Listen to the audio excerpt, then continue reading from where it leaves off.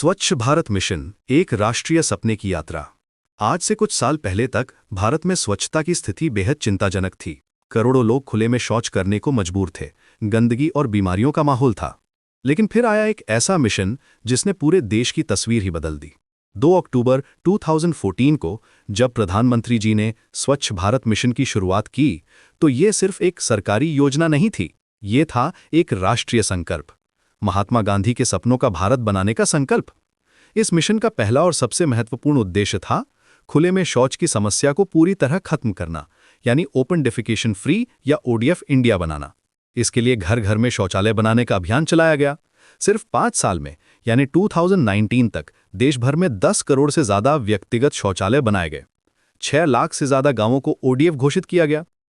ये था दुनिया का सबसे बड़ा व्यवहारिक बदलाव का आंदोलन। लेकिन मिशन यही नहीं रुका। दूसरा बड़ा उद्देश्य था साइंटिफिक सॉलिड और लिक्विड वेस्ट मैनेजमेंट को बढ़ावा देना, यानी कचरे का वैज्ञानिक तरीके से प्रबंधन। शहरी और ग्रामीण दोनों क्षेत्रों में कचरे को अलग करना, उसे रिसाइकल करना और एनवायरनमेंट को नुकसान पहुंचाए बिना उसका डिस्पोजल करना। इसके तहत waste processing plants, sewage treatment plants और कंपोस्टिंग फैसिलिटीज बनाई गई।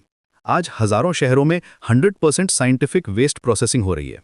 तीसरा महत्वपूर्ण उद्देश्य था लोगों के व्यवहार में बदलाव लाना, क्योंकि सिर्फ इंफ्रास्ट्रक्चर बनाने से काम नहीं चलता, लोगों की सोच भी बदलनी पड़ती है।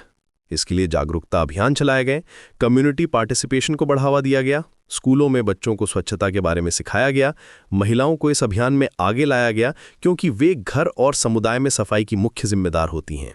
चौथा उद्देश्य था सार्वजनिक स्थानों की सफाई सुनिश्चित करना। रेलवे स्टेशन, बस स्टैंड, अस्पताल, स्कूल, हर जगह साफ सफाई का माहौल बनाना। पब्लिक और कम्युनिटी टॉयलेट्स का निर्माण करना ताकि कोई भी व्यक्ति कहीं भी हो उसे साफ शौचालय की सुविधा मिल सके। आज हजारों पब्लिक टॉयलेट्स बनाए जा चुके हैं जो प्रॉपरली मेंटेन किए जा रहे हैं। पांचवा उद्देश्य था सभी के लिए सेफ और सस्टेनेबल सैनिटेशन फैसिलिटीज उपलब्ध कराना, खासकर मार्जिनलाइज्ड कम्युनिटीज के लिए। ये सुनिश्चित करना कि कोई भी व्यक्ति, चाहे वो किसी भी जाति, धर्म या आर्थिक स्थिति का हो, उसे बुनियादी स्वच्छता की सुविधा मिले। इसके लिए सब्सिडीज दी गईं, टेक्निकल सपोर्ट प्रदान की गई। छठा उद्देश्य था पूरे देश में क्लीन और हेल्दी एनवायरनमेंट बनाना। एयर पोल्यूशन को कम करना, वाटर बॉडीज को साफ रखना, प्लास्टिक वेस्ट को कम करना, सिंगल यूज्ड प्लास्टिक के इस्तेमाल को चरणबद्ध तरीके से कम करना, ग्रीन इनिशिएटिव्स को बढ़ावा देना। सातवां उद्देश्य था लोकल कम्युनिटीज और अर्बन लोकल बॉडीज को प्लानिंग और इम्प्लीमेंटेशन में शामिल करना। यह समझना कि स्वच्छता का काम सिर्फ सरकार का नहीं है, बल्कि हर नागरिक की जिम्मेदारी है। पंचायती राज इंस्टीट्यूशंस को स्ट्रेंथन करना ताकि वे अपने क्षेत्र की स्वच्छता की जिम्मेदारी ले सकें। आठवां और अंतिम उद्देश्य था कैपेसिटी बिल्डिंग, यानी स्टेक होल्डर्स के बीच इफेक्टिव सैनिटेशन मैनेजमेंट के लिए क्षमता निर्माण। ट्रेनिंग प्रोग्राम्स चलाना, टेक्निकल एक्सपर्टीज डेवलप करना और कंटिन्यूस लर्निंग को बढ़ावा देना।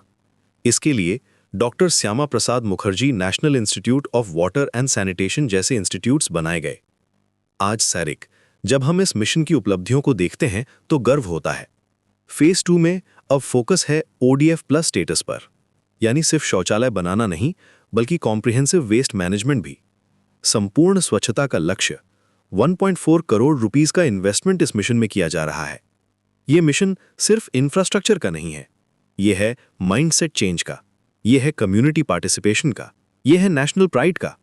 जब हम कहते हैं कि स्वच्छ भारत ही महात्मा गांधी को सबसे अच्छी श्रद्धांजलि है, तो यह सिर्फ एक नारा नहीं है, यह है हमारा कलेक्टिव एक्शन का परिणाम।